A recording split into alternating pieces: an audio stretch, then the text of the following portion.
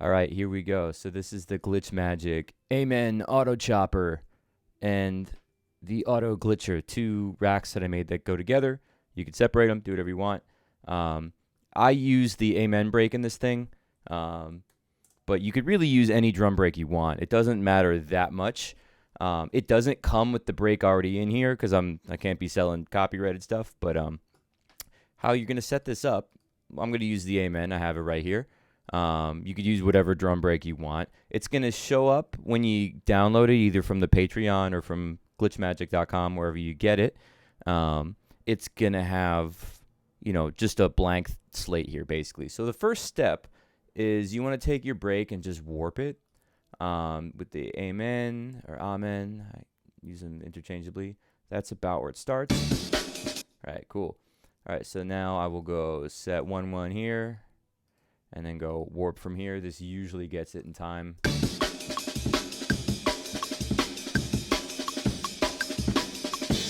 Cool, and then I just like to trim the end like that. Okay, warping is done.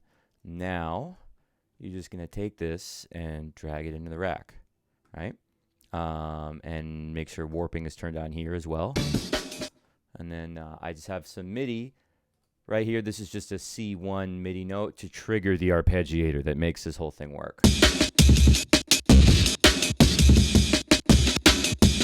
All right, so it's doing more or less what we want, but it's kind of choppy. And the reason for that is you just need to do a couple setup things, right? So the first thing I would do is go to the slice by and put this on beat. And then quarter notes is usually good to start. That's working. Cool.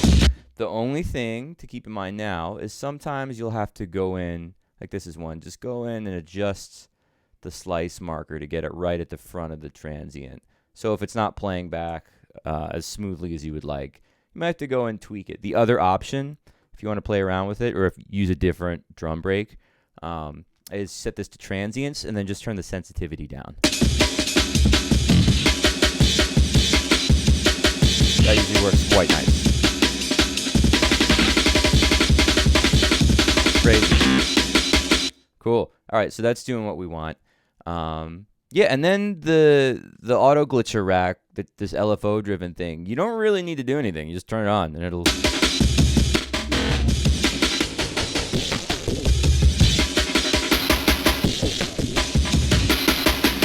Yeah, it'll just do its thing. It'll go all day long. And then what I'll often do in a session, if you don't want to have this running and doing something completely different all the time, because sometimes you want the part to just be the part, what I will do is I'll just record the output of this. So you set up an audio channel. I'll say record right here.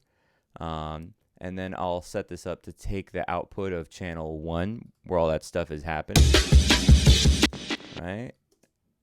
And they both got to be on.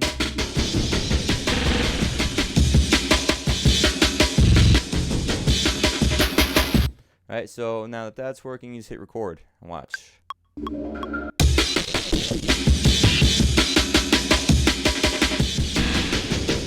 can play.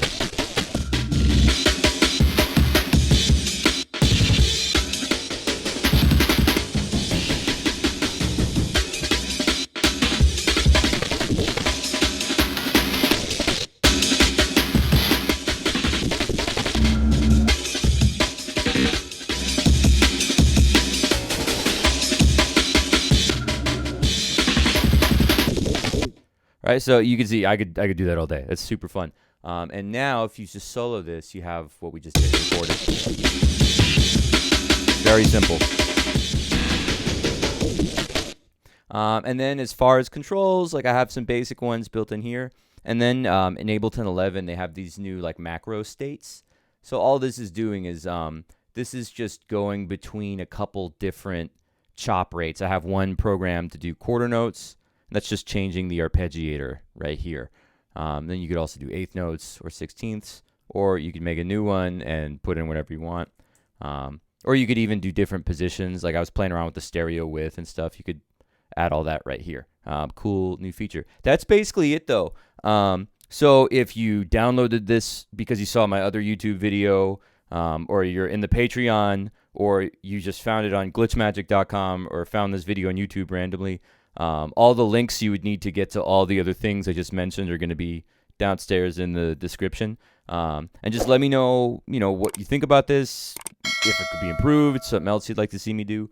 So yeah, that's basically it. Just have fun, and I hope to get lots of dope projects from people who made cool things with this. So thank you. Peace.